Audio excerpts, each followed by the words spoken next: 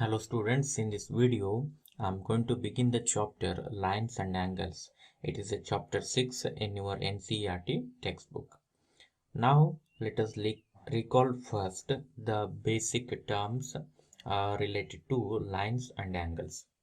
Before that, now look at here, in this chapter actually we are going to study what properties of angles. Majorly in this chapter we are going to study what angles. Okay, before that we are going to understand what are lines. Okay, lines and some definitions. After that we will entirely deal with what angles actually. Angles formed when two lines intersect each other, and also the properties of once again angles formed when a line intersects two or more parallel lines. Okay, so these two topics will be understood for you later. Okay, when we deal with these type of properties, you can understand what are the properties of angles. Before that we have to go through the basic definitions. Now I'm going to deal with basic terms and definitions related to the chapter lines and angles. So now look at here, the first definition I'm going to give you is line segment. Okay, it is related to these three definitions are related to what? Lines. So now look at here, line segment means a line with two end points is called as line segment. So now you have to understand end points. Okay, so a line with end points means it has a finite length. If it has no endpoints means its length is infinite, like that. Okay, so now look at here, so this is actually the line segment. Now look at here, I'm going to put the dot here and here also. It means what? This is the end point. Okay, here A is the end point, here B is the end point, so that's why it is called as what? Line segment. And this is a way of representation, AB, and write on the line segment like this. Okay, so this is actually what? Line segment. A and B are the endpoints. Now look at here. Ray means what? A line with only one endpoint is called as a ray. Okay. So now look at here. This is the representation of a ray. Now look at here. At A, so this is actually the endpoint. At B, I'm going to write on the arrow mark. Actually, what does indicate it? Arrow mark. Arrow mark indicates it never ends. Okay. It moves in this direction. Then we have to write on the arrow mark. If there is no ending, we are going to write on the arrow mark. So that's why it has no end point. Okay, it goes continuously in this direction, but here this is actually the end point. Okay, one end point is there and other side there is no end point. So that's why a line with only one end point is called as actually what? A ray. And this is the way of representation. Write A, B and write on arrow mark like this. Okay, you have to write on from A to B, and A should be what? End point, and B should be the point which has no end, like that. So now the last thing is line. Line means usually we are going to use the word line here, so that's why it has no end points. Line means it has no end points. So now look at here, this is the example of line. Now look at here, here also I have written arrow mark, here also I have written arrow mark. So it means what? In this direction also it has no endpoint, in this direction also it has no endpoint. You can extend in both direction up to an infinite length. So that's why it has no definite length actually. Okay, because we can extend this in this direction up to any extent. Okay, and in the same sense in this direction also you can extend up to any extent. Okay, so that's why it is called as a line. So that's why remember, line means you have to write down arrow marks at the end. If you don't write on the arrow marks, it will become a line segment. Okay, and if you write on one-sided arrow mark, okay, it is called as a ray. Okay, so that's why there is a significance for the arrow mark. Remember, if you don't write on the arrow mark, it has end. If you write on the arrow mark, it has no end point, like that. Okay, so try to understand what is line segment, ray and line, and write on this one as it is in your notes. Okay, so whatever the information I'm going to give you, you have to write down in your notes as it is. Next, I will move on to the definition of collinear points and non-collinear points. Look at here. Collinear points means three or more points are said to be collinear if they lie on a same straight line. So this is the definition of collinearity of 3 points. Now look at here. So the definition is applicable for only 3 points, means there should be minimum 3 points or more points. More means 4, 5, 6 like that. Okay. But I have written the figure for only 3 points. Now look at here. Look at the points A, B, C are the 3 points. And join these 3 points, okay, then you will get a straight line like this. Okay, means by this we can understand what all the 3 points A, B, C lie on a same straight line. So then the points A, B, C are called as what? Collinear points. Okay, here A, B, C lie on a same line, so that's why they are actually called as what? Collinear. Okay, so now look at the definition of non-collinearity, means non-collinear points. 3 or more points are said to be non-collinear if they do not lie on a same straight line. Okay, it is actually opposite to that of collinearity. Definition of collinearity. So now look at your example. I'm going to consider the point A here, point B here, and point C here. So if you try to join these 3 points by a single straight line, definitely it is impossible. So now look at it. If you join AB, you will get a line like this, and if you join B to C, you will get a line like this. Okay, so this is not a straight line actually. Okay, so straight line means it should be like this or like this. Okay, so but here the points A and B lies on one straight line, but B and C lies on another straight line. So now it is not happening like this, okay, as in the previous case. Here all the 3 points are lying on the same straight line. Here all the 3 points are not lying on a same straight line. If you try to join, you will not get a straight line here. So that's why here the points A, B, C are actually called as what? Non-collinear points. Okay, I think you have understood it. The same definition can be carried for 4 points also, 5 points, 6 points, like that. Okay, if you take one more point here, okay, D, okay, A, B, C, D, all the points lie on a same straight line, then the points will become collinear. Suppose if you take any point D outside here, if you take here, then A, B, C, D, they are not collinear if you consider the 4 points, because we can't join A, B, C, and here it is the D, or these 4 points by a single straight line. It is actually not possible because it is outside of this straight line. So then the ABCD will become non-collinear. Suppose if you take one more point on the line itself, then the 4 points will become collinear, like that. Okay, you can extend the definition for any number of points, but the minimum number of points should be equal to what? 3. Okay, so now I am going to explain why the minimum number of points should be equal to 3. Now look at here. 2 points are always collinear, remember. 2 points are always collinear. This is because if you consider 2 points, okay, I can draw a line passing through these 2 points, definitely.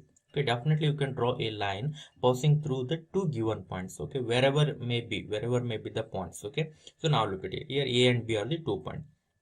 Definitely you can draw a line passing through that point. Okay, just A, if you consider A and B, they are collinear.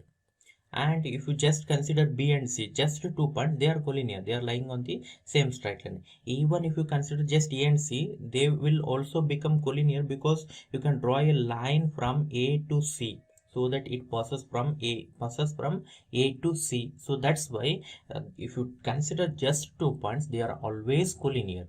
Okay, so that's why I'm going to consider minimum 3 points. So I have written here. That's why in the definition we are going to use 3 or more points. I think you have understood the collinearity, non-collinearity, and why we have to consider minimum 3 or maximum any much, and the minimum number of points, why it is not equal to 2, like that. Now look at the definition of angle. So angle means what and how it is formed is very important, because in this chapter mainly we are going to deal with what? Angles. Majorly we are going to deal with angles and the properties of angles. That's why the definition of angle is very important for you. Now look at the definition what I have given to you.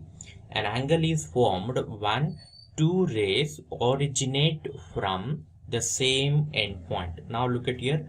Two rays, the definition of ray is already given to you. Okay, just try to understand here. There are two rays originate from the same endpoint. The rays making an angle are called the arms of the angle, and the end point is called the vertex of the angle. So now try to understand here. I have written two examples for you. Now look at here. The first one. So now look at here. Here OA is one ray and OB is another ray. Okay. Here there are how many rays? Two rays. Originate from the same endpoint means for a ray, which is the endpoint? It is not an endpoint. Remember, arrow mark is there, and this is actually what endpoint. Okay, and it is also called as origin of a ray. Okay, it is also called as origin of a ray, or else just you can understand this one as an endpoint of a ray. So now look at here, originate from the same endpoint, because now look at here, the ray OA and OB originates from this point only. This is the same endpoint for OA and OB. Okay, so that's why originate from the same endpoint. The rays making an angle are called the arms of the angle. Okay, so now look at here. The rays OA and OB here actually called as what? Arms of an angle. So this is one arm and this is another arm. Totally there are two arms for a angle, for an angle. Okay, and the portion, this one is actually called as actually what? Angle. Okay, and the common point or the end point for both the vertices, this is actually called as what?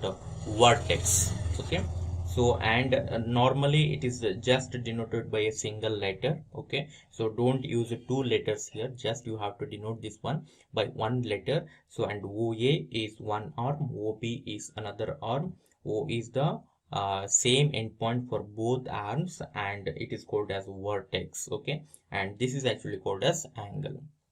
And this here I have written one more figure for you. Here also the same thing. OX is one arm, OY is another arm, and O is the vertex, and this is actually called as what? Angle. So that's why angle means there are two rays originating from the same endpoint. Okay, the same endpoint is called as vertex, and the two rays are called as what? Arms. Okay, this is the definition of angle. Now I will move on to types of angles. Okay, so I think this one is already very familiar for you, means you have studied this one in the maybe in the previous classes, a standard or 7th standard, like that.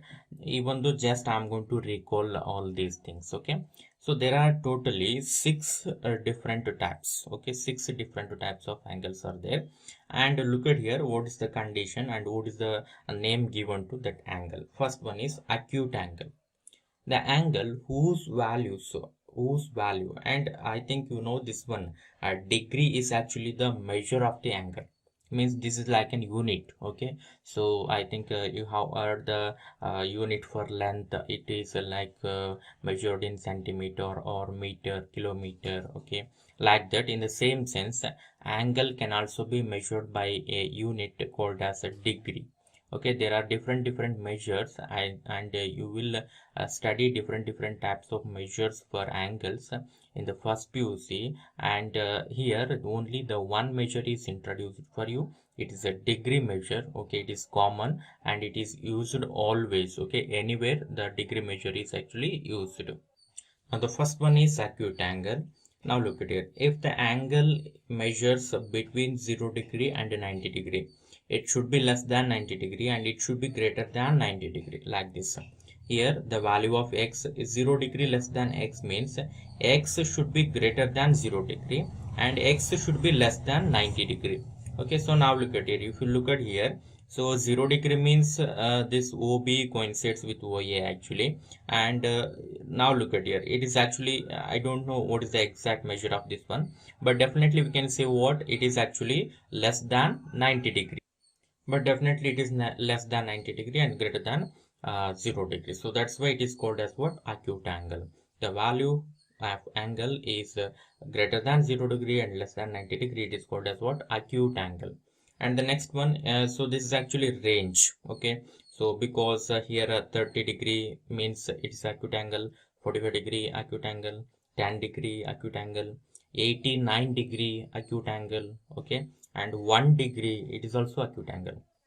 But in the second case, right angle means it has only particular value. Okay, if the angle measures exactly 90 degree, then only it is called as a right angle. But for an acute angle, there are different possibilities I told for you just now. Okay, so right angle means there is a particular value. If the angle measures exactly 90 degree like this, okay, and also you know this one, if it is 90 degree, it is always indicated like this. Okay, this symbol is actually used to only when the angle measures 90 degree. Okay, so now here angle is equal to how much? 90 degree, then it is called as right angle. In the same sense, obtuse angle means now it is the range. If the angle is greater than 90 degree and less than 180 degree, then it is called as what? Obtuse angle. So now look at here, here it is the 90 degree and here it is the 180 degree, and it is in between 90 degree and 180 degree. So that's why it is called as what? Obtuse angle. And in the same sense, straight angle means it is not the range, it is a particular value. If the angle measures exactly 180 degree, then it is called as what? Straight angle. Okay, so now look at here. So it will the straight angle means the both rays are actually looks like a straight line. They will form a straight line. Now look at here. OA is one arm, OB is actually another arm.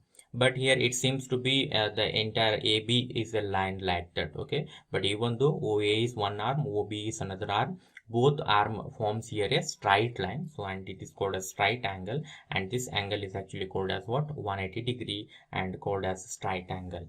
Next one is a reflex angle. Okay, so after 180 degree, there is no specific name for angle that is 370 degree. Okay, so that's why here there is only range. Okay, so 360 degree this is actually, and there is no particular name for this angle.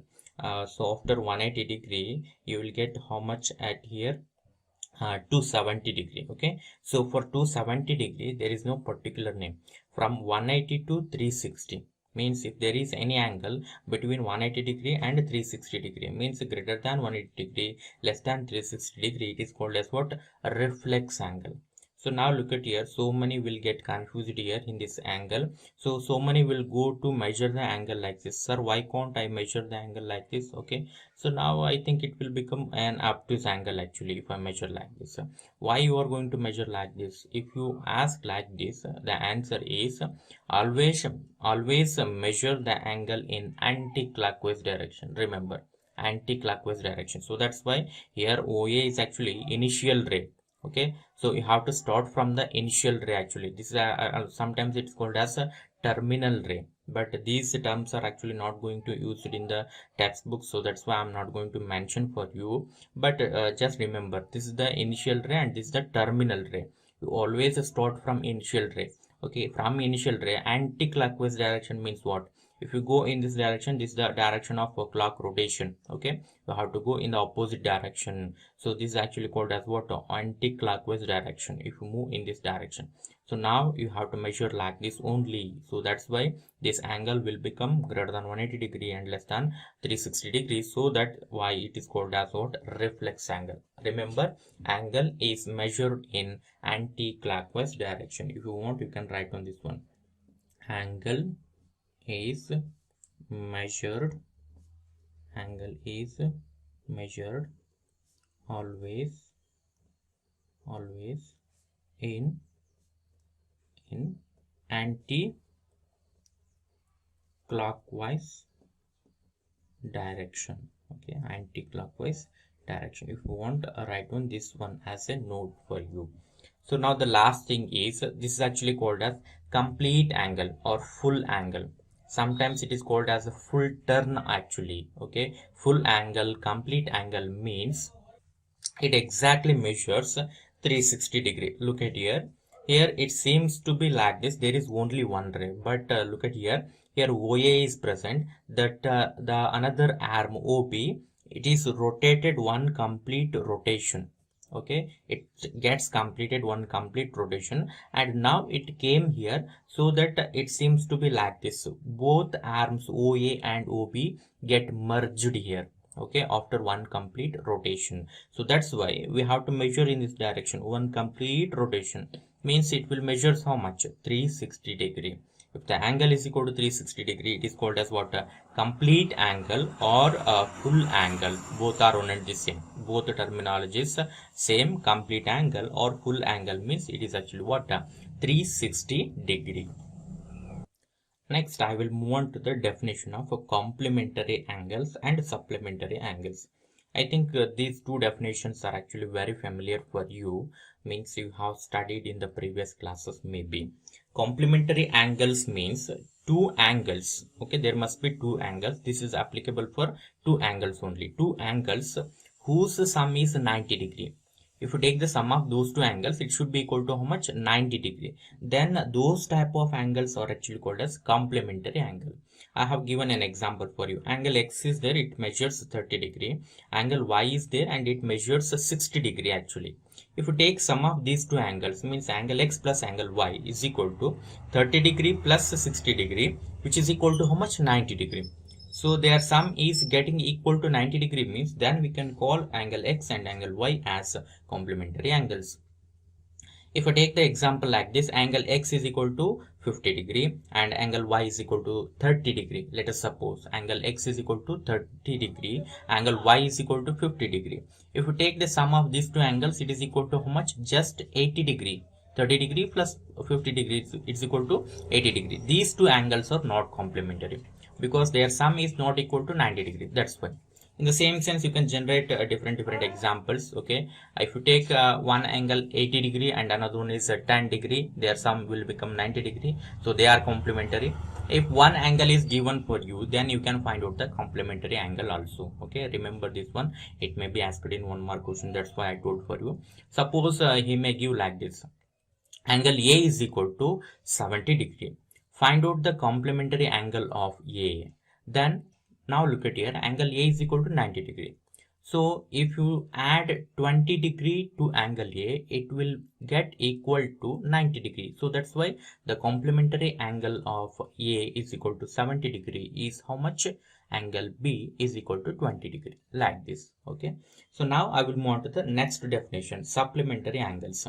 Two angles are said to be supplementary if their sum is equal to 180 degree. Okay, both are similar, but here sum should be equal to 90 degree, but here it should be equal to how much? 180 degree. Okay, I have given the example for you. 120 degree and 60 degree, they are supplementary, because and adding these two you will get how much? 180 degree. So that's why 120 degree and 60 degree, they are actually called as what? Supplementary angles.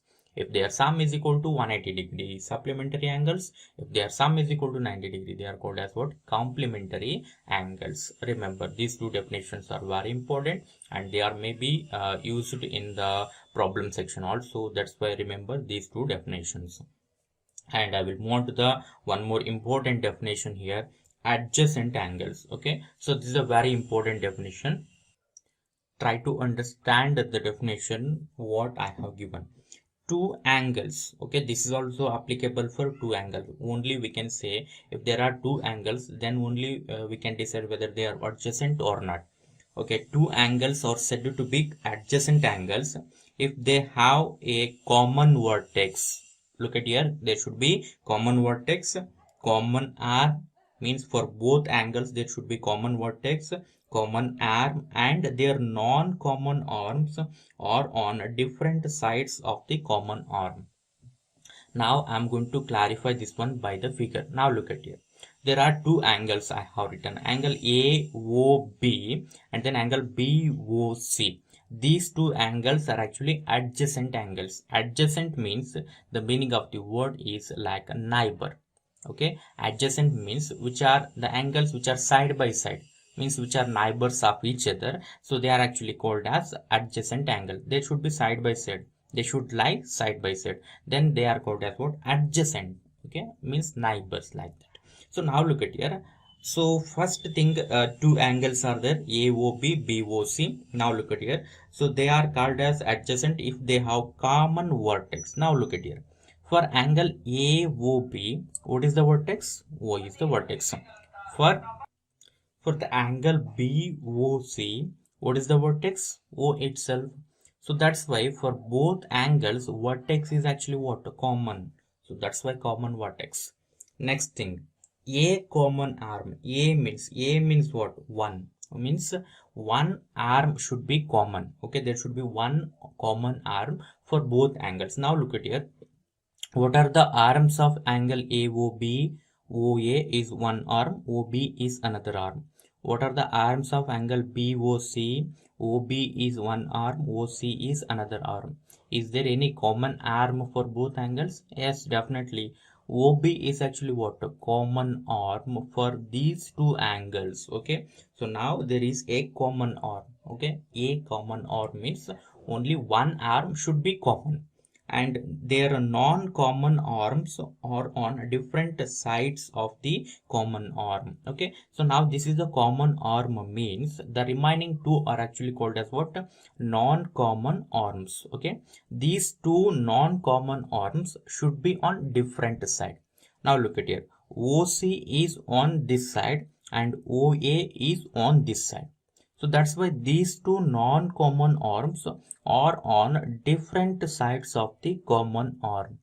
If both the arms are lie on the same side, if both lies on the same side, or in this side or in this side, then it is not satisfied, the last condition.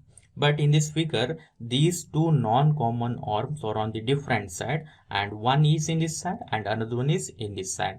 So that's why the complete definition is satisfied by the angles AOB and BOC. So that's why the angle AOB and BOC are called as what? Adjacent angles. Remember, okay, try to understand here. Two angles should be there with the common vertex and one common arm. The non-common arms should be on different sides of the common arm. This is the definition of adjacent angle. Look at the next definition, linear pair of angles. It is actually related to the adjacent angles. To say a pair of angle, pair means what? Two angles. Okay, two angles are said to be linear. Before that, they should be adjacent angles. Remember, only adjacent angles are called as linear if it satisfies some conditions. The condition is actually given here. Okay, the adjacent angles which satisfy some condition, they are called as a linear pair. So that's why before going to linear pair, there must be actually what? Adjacent angles. So that's why in the definition itself, I'm going to begin like this. The adjacent angles means the angles which are side by side like that are called as a linear pair whose sum is equal to 180 degree. Now just to recall the previous figure where angle AOB, actually the same thing, AOB and BOC are actually I have considered, but in the previous figure, by the figure we can understand their sum actually will not be equal to 180 degree. So that's why they are just adjacent angles but not linear pair. But now look at this figure. Okay, so here AOB and then BOC, common vertex, common arm, non-common arms are on different sides of common arm. Okay, and moreover, if you take the sum of these two, you will get this entire angle. By the figure we can understand this entire angle, if you take the sum, this entire angle will become equal to how much? 180 degree, definitely. Okay, so that's why I'm not going to write on the exact values here. Okay, but the sum should be definitely equal to 90 degree. By the figure it is very clear because it is like a straight angle. Okay, it should be a straight angle. So that's why I have written from the figure angle AOB plus BOC is equal to 180 degree. AOB, BOC are already adjacent angles, and moreover their sum is equal to 180 degree, means these type of adjacent angles are called as what? A linear pair of angles or just a linear pair. Okay, so AOB and BOC are linear pair here. Okay, so this is a very important definition. Remember, linear pair means what? Adjacent angles whose sum is equal to 180 degree are called as linear pair. Okay, don't confuse with this one with the supplementary angles, because in the supplementary angles just their sum should be equal to 180 degree. It will be enough. There is no restriction like that. The two angles should be adjacent angles like that. So but here is the restriction, they should be adjacent angles, and moreover their sum should be equal to 180 degree. Then they are called as what? Linear pair. Okay, so I think you have understood what is actually linear pair. Now I will move on to the next definition, vertically opposite angles. Vertically opposite angles means just there is no definition, and I'm going to give you how they will form. So now look at here, when two lines intersect each other, two lines. Just now we have discussed about ray. Actually, angles are actually formed by ray, but sometimes they may also be formed by lines. Okay, so now look at here. When two lines intersect each other at two intersect each other comma, two pair of vertically opposite angles are formed. Okay, now look at the figure. So now AB is a line. Look at here, here is the arrow mark, here also arrow mark is there, a line. Okay, and CD is another line. These two lines are going to intersect at this point, and I'm going to take this point as O. When two lines intersect each other, there are four angles formed. The four angles formed are like this. Okay, I have marked already. This is one angle and this is one more angle. Now look at here, this angle and this angle are actually seems to be what, opposite to each other. Okay, and this is actually the vertex. Opposite to that of vertex means vertically opposite angles, that's why the name. Okay, so two angles are opposite to the vertex, that's why they are called as vertically opposite angles. And here also, if you consider this one, okay, so to differentiate these two angles from these two angles, I'm going to write down here two times. Okay, so that's why only this one and then this one. So these two angles are also vertically opposite. Okay, two pair are four angles, both are on the same. Two pair means how much? Four angles. Two pair of angles are four angles, both are only the same. And this is one pair of vertically opposite angles, means AOC BOD. They are one pair of vertically opposite angles. In the same sense, BOC and AOD. Okay, AOD BOC are one more pair of vertically opposite angles. And the very important thing is, remember this one, the note what I have written is very important, because in the next pages I think you will see the theorem about this one. I'm not going to prove that theorem because it is not included in your syllabus. That's why just I will give the statement for you. The statement is already written here. Vertically opposite angles are always equal. Remember, means this one and then this one, they are vertically opposite, and whatever it measures, the same measurement will measure this one also. And these two angles are also equal, so that's why AOC is equal to BOD. Angle AOC is equal to angle BOD. Angle AOD is equal to angle BOC, because they are vertically opposite angles. Remember, vertically opposite angles are always equal. So after this, move on to your textbook, maybe in the page number 92, a simple definition. It's a simple terminology. I'm not going to write on that one, but you have to write on this one. Okay, whatever I have marked here, you have to write on this one only. Intersecting lines on the non-intersecting lines. Now look at here, the first figure, it shows intersecting lines. Just now we have obtained the vertically opposite angles by the intersecting lines only. Intersecting means one line crosses over the other, then they are intersecting. If two lines never crosses each other means, look at the second figure. Okay, if you extend up to any extent, line PQ and RS will not meet each other. So that's why they are called as what? Non-intersecting, or another word is parallel lines. Remember. So the figure second, the two lines are parallel. In the first figure, intersecting lines, they are going to intersect each other at one point. Okay, always the straight lines intersect at a single point. Remember this one also. And after that, you have to write down the axiom 6.1 as it is. Don't bother about the meaning. If a ray stands on a line, okay, then the sum of two adjacent angles so formed is 180 degree. It is very clear. Okay, if you draw a line and if you place a ray above that one, adjacent angles will be formed and their sum should be equal to 180 degree. Okay, so it is always true, and means a linear pair of angles will be formed like that. And the next thing is, you have to write down the axiom 6.2. Actually, it is like this: if the sum of two adjacent angles is 180 degree, then the non-common arms of the angles forms a line. it is just a reverse of the axiom 6.1. So two angles are already 180 degree. Adjacent angles getting 180 degree means what? They are actually linear pair. If there is a linear pair of angles, then the non-common arms are actually what? They form a straight line. So this is actually what? Axiom 6.2. So just you have to write down the axioms, don't bother about the meaning. So it is already conveyed for you in the definition of adjacent angles and linear pair of angles. And you have to write down the theorem 6.1. Just now I have conveyed for you in the definition of vertically opposite angles.